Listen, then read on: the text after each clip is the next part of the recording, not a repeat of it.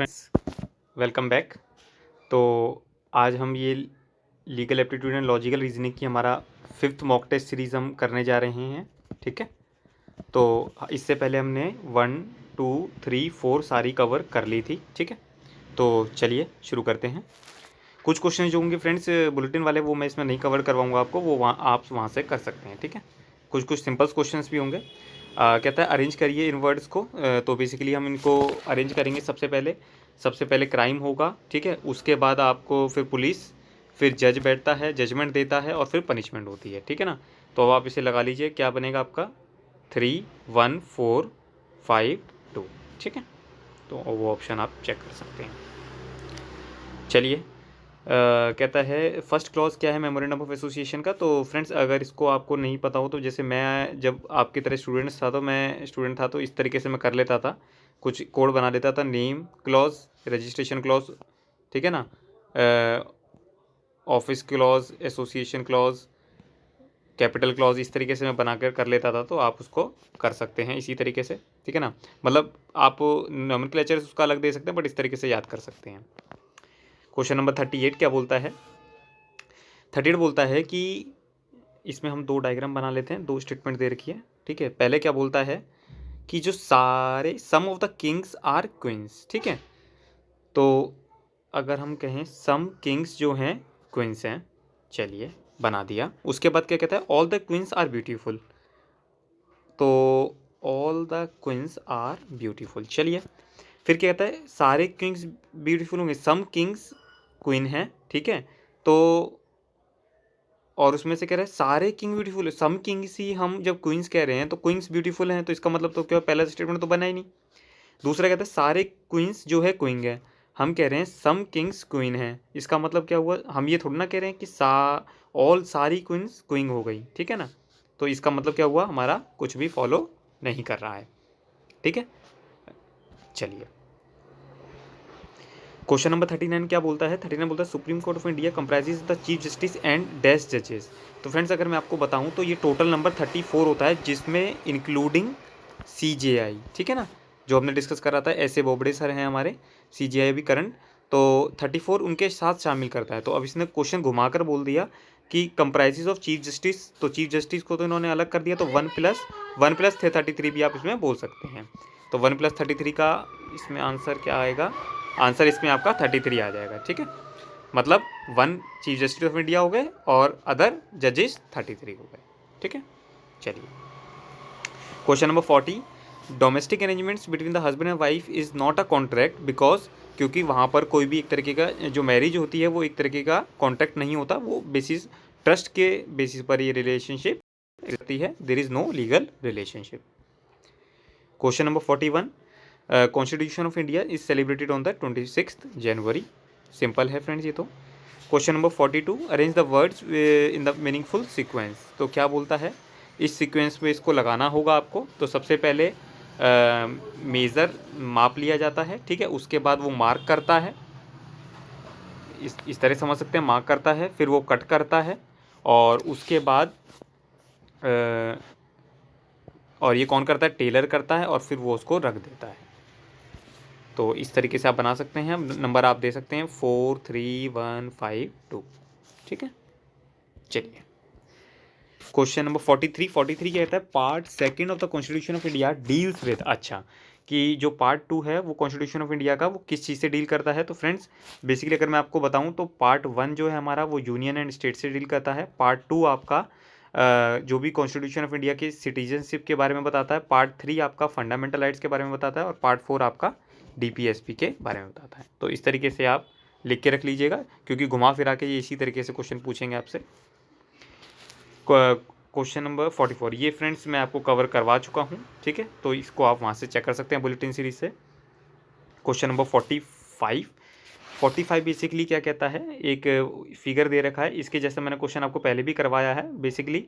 तो वो कहता है कि अगर हम इसको डायग्राम बनाकर कहें तो, और यहाँ पर हम मार्क कर लेते हैं, तो यही अगर हमारे को ड्रॉ करना होगा तो ये ऐसे डायग्राम आ जाएगा हमारा। तो ये डायग्राम, ये डायग्राम, ये डायग्राम नहीं, ये वाला डायग्राम आ जाएगा 4th वाला। ठीक है, चलिए क्वेश्चन नंबर 46 आगे दोबारा इस तरीके के कि इसको सीक्वेंस वाइज ऑर्डर में लगाना है। तो इसमें आप सबसे पहले क्या लगाएंगे, सबसे पहले मेंबर होता है, फिर फैमिली आती है, फिर उस फैमिली से कम्युनिटी बनती है, कम्युनिटी से लोकेलिटी बनती है, एंड देन कंट्री बनती है। तो 3, 1, 2, 4, 5, ठीक है, ये ऑप्शन आ जाएगा। क्वेश्चन नंबर 47 क्या बोलता है, कहता है जब हम रजिस्टर्ड ऑफिस का रजिस्ट्रेशन करते हैं तो फ्रेंड्स उसके लिए हमारे को INC 22 फाइल करना होता है, ठीक है। जो भी अगर आपको चेंज करना है रजिस्ट्रेशन ऑफिस या फिर कंपनी के बाद बनाना होता है तो उसके लिए ये फॉर्म फाइल होता है। जब आप प्रैक्टिकली करेंगे तो आपको पता चल जाएगा। कहता है who among the following is not a promoter. तो ये कह रहा है कि कुछ स्टेटमेंट दे दी होंगी और तो उसमें से कौन सा प्रमोटर नहीं है। तो मैं आपसे पूछता हूँ फ्रेंड उल्टा कि अब मुझे ये बताइए प्रमोटर कौन होता है। तो फ्रेंड्स प्रमोटर कौन होता है, जिसका एनुअल रिटर्न में नाम दे देते हैं, जिसका प्रोस्पेक्टस में नाम देते हैं, जिसको आइडेंटिफाई कर दिया जाता है, ठीक है ना। तो डायरेक्टली इनडायरेक्टली कंट्रोल हो गया, जिसको एनुअल रिटर्न में आपने बता दिया, प्रोस्पेक्टस में आपने बता दिया, वो हमारा प्रमोटर हो गया। तो कौन नहीं हुआ, जो कि बोर्ड ऑफ डायरेक्टर को एडवाइस कर रहा है प्रोफेशनल कैपेसिटी में, बेसिकली वो कंसल्टेंट होता है एक तरीके से। 49 क्वेश्चन डिस्कस कर लेते हैं हम। 49 क्या बोलता है, हमारे को ये एक इक्वेशन दे दी कि मनी लेंडर है, इंटरेस्ट है, सैलरी है। तो बेसिकली क्या होता है फ्रेंड्स, इंटरेस्ट जो है मनी लेंडर को पे होता है, ऐसी सैलरी किसको दी जाती है, सैलरी एम्प्लॉय को पे होती है, simple. Question number 50, question number 50 क्या कहता है, the cancellation of a contract is due to the impossibility of performance. मतलब कौन सी कॉन्ट्रैक्ट आप इसमें कह रहा है, the cancellation of contract due to the impossibility of the performance, ठीक है ना। तो ऐसा कॉन्ट्रैक्ट जो कि इम्पॉसिबल हो जाता है वो कौन सा होता है, कॉसी कॉन्ट्रैक्ट। बिकॉज इसमें क्या होता है, आप these contracts are entered by the conduct of the party, ठीक है। इंजूरिया साइने डैमनम, इसका क्या मतलब होता है फ्रेंड्स कि आपको इंजरी हो गई है without any legal damage, basically damage बोल सकते हैं आप इसको। तो without any damage, injury without damage. ऐसे ही आपने एक पढ़ा होगा फ्रेंड DSI, जिसको बोलते हैं कि डैमनम साइने इंजीरिया। ये बेसिकली आपके टॉड के चैप्टर से रिलेट करता है।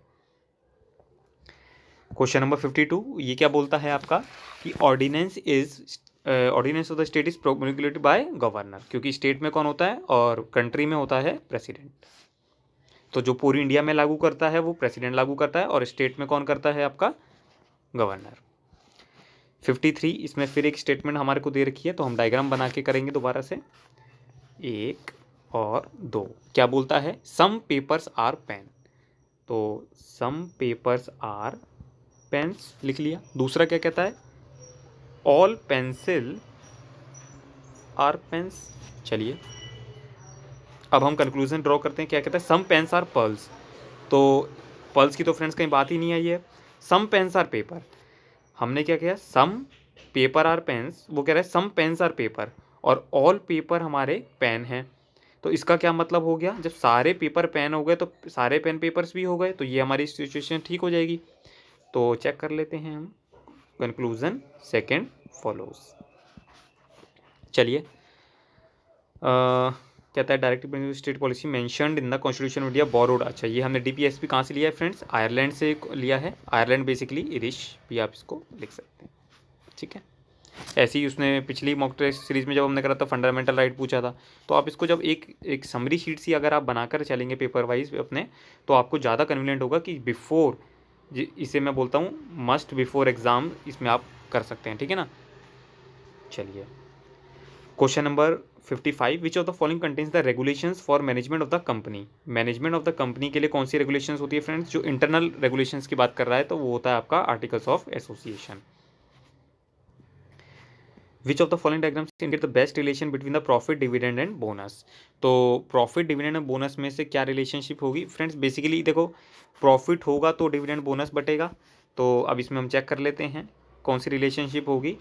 तो हमारे ये होनी चाहिए, बिकॉज प्रॉफिट होगा उसमें से डिविडेंड और बोनस बटेगा। इसमें आंसर क्या देखा आपका, सेकेंड ही आंसर है, ठीक है। The number of members can be nominated to the upper. Friends इसमें मैं आपको बताना चाहूँगा, शायद आई थिंक मॉक टेस्ट की जो हमने अभी 4th सीरीज डिस्कस करी थी उसमें मैंने आपको बताया था, शायद उसमें मेरे को जितना ध्यान है उसको आप एक बार करेक्ट कर लीजिएगा। मैं जो बताना चाह रहा था, अपर हाउस क्या था, अपर हाउस आपका होता है राज्यसभा, जिसमें 12 मेंबर्स अपॉइंट कर सकते हैं, और जो लोअर हाउस होता है वो होता है आपका लोकसभा। बिकॉज इसको अपर क्यों बोला जाता है मैं आपको बता देता हूँ। बिकॉज फ्रेंड्स इसमें जो होते हैं मेंबर्स होते हैं सीनियर मेंबर्स होते हैं हमारे, ठीक है ना, वो काफ़ी एक्सपीरियंस्ड होते हैं, रिनाउंड फैसिलिटी होते हैं आपके, जैसे आपने देखा होगा सचिन तेंदुलकर वगैरह और ये सब उसमें ही हमारे थे, ठीक है। तो अब आप इसको देख सकते हैं कि अपर हाउस आपका राज्यसभा होता है तो उसमें 12 मेंबर्स होते हैं। अगर यही लोअर हाउस लोकसभा की बात करेगा तो उसका आंसर 2 हो जाएगा। तो अगर पिछली बारी में अगर कुछ मिस्टेक होगा तो आप उसको प्लीज़ करेक्ट कर लीजिए, ठीक है। चलिए question number 58, find the odd number letter the given alternatives. इसमें कहता है ऑड नंबर, तो फ्रेंड्स सारे नंबर 2 से डिविजिबल हैं, बस एक नंबर नहीं है तो उसको हमने ऑड वन आउट बोल दिया। Question number 59, find the odd number letter from the given alternatives. हमारे को कुछ नंबर दे रखे हैं। अब इसमें हमारे को फ्रेंड्स ये थोड़ा सा मैं कहता हूँ इसको अच्छा क्वेश्चन है आपका, इसको आपको देख लेना चाहिए अच्छे से। तो बेसिकली फ्रेंड्स क्या है, अगर मैं कहूँ आपसे CDLN, तो CDLN का क्या मतलब हुआ, CDLN। अगर मैं बात करूँ तो C के बाद D आ रहा है, L के बाद N आ रहा है, मतलब M नहीं है, इसके बाद MN, ठीक है, PQR, Q नहीं है, समझ पा रहे हैं ना आप, ठीक है। उसके बाद ACDE। अब इसमें क्या हुआ फ्रेंड्स, AC मतलब यहाँ पर ही B गायब हो गया, और चौथा वर्ड क्या है PQ, तो हमारा क्या हो गया, यही हमारा ऑड नंबर हो गया, ठीक है जी। चलिए क्वेश्चन नंबर 60, ये अभी मैंने आपसे पहले ही डिस्कस कर लिया था। क्वेश्चन नंबर 61 आपका नॉन वर्बल रीजनिंग का क्वेश्चन है आपका। ये क्या बोलता है, कहता है चूज द फिगर। ये बेसिकली एक तरीके से कोरोना की अब तरीके से देख के बता मान सकते हैं, उसी से क्वेश्चन बना दिया इन्होंने। क्या कहता है, one choose the figure which is different from the rest.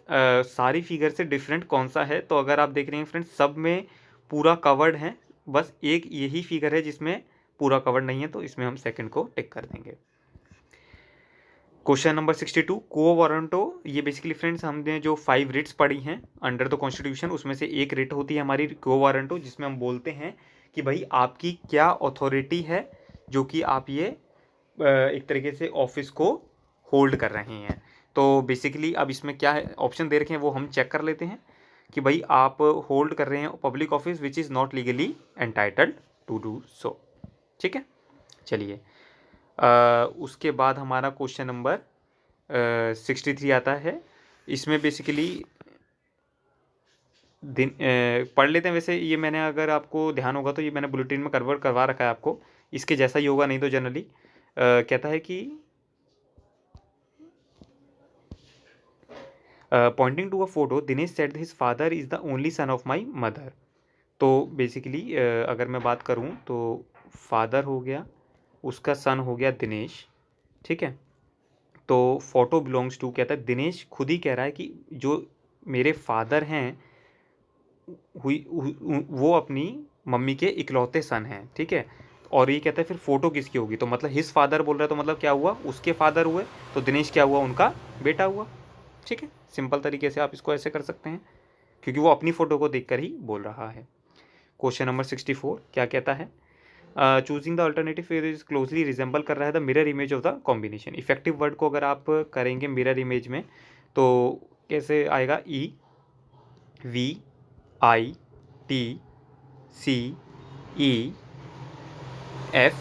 बना सकते हैं इसमें, ठीक है। F बना दिया हमने और देन E। अब इसको आप थोड़ा सा एक बार रिजेंबल ध्यान में रख लीजिएगा, मैं ऊपर जा रहा हूँ तो ये हट जाएगा। इसमें हमारा जो फिगर आ रहा था वो हमारा कौन सा था, इफेक्टिव, ये वाला फर्स्ट फिगर था हमारा, ठीक है ना।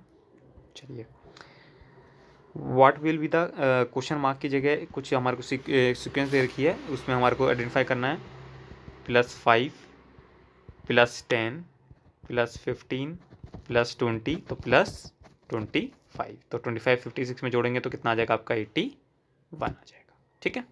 बेसिकली 5 10 15 20 का डिफरेंस आ रहा था। ऑर्डिनेंस, इसमें देखिए फ्रेंड्स वो दोनों क्वेश्चन ही पूछ लिए। ऑर्डिनेंस कौन प्रोमोलिकेट करता है पूरी कंट्री के लिए, प्रेसिडेंट, और स्टेट के लिए गवर्नर। एन ऑक्शनर रिक्वेस्ट, ऑक्शनियर्स, अच्छा ऑक्शनर बेसिकली फ्रेंड्स कौन होता है, ये आपका उसमें से इंडियन कॉन्ट्रैक्ट से डील करता है।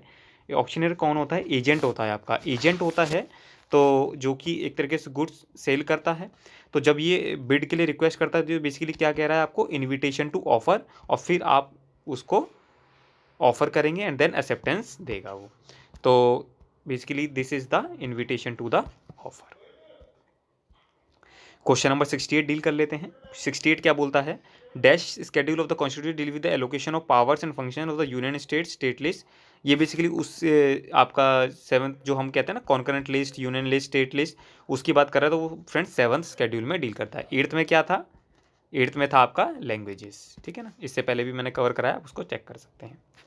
क्वेश्चन नंबर 69, एक सीरीज दे दी दोबारा से। अब इसमें हम देखेंगे -1 फिर +5 फिर -1 फिर +5। तो अब क्या होगा, -1 हो जाएगा, तो 11 में -1 करेंगे तो हम 11 में -1 10, ठीक है।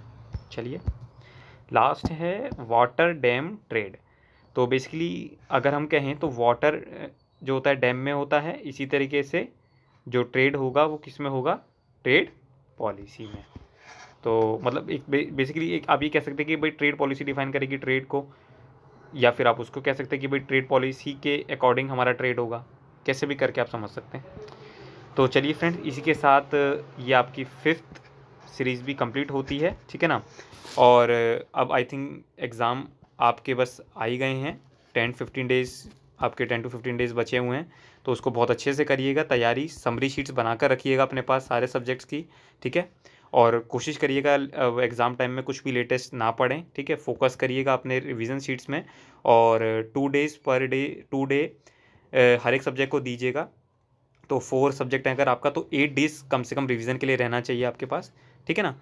और मैं भी कोशिश करूँगा आपके लिए कुछ लेटेस्ट, कुछ अगर नई चीज़ होगी तो नहीं लाऊँगा, ठीक है ना। तो बाकी आपको कोई इशू होता है तो फ्रेंड्स आप कमेंट करके मुझे बता सकते हैं। मैंने टेलीग्राम का लिंक भी दे दिया, आप उसको भी ज्वाइन कर सकते हैं, ठीक है। तो friends thank you, all the best.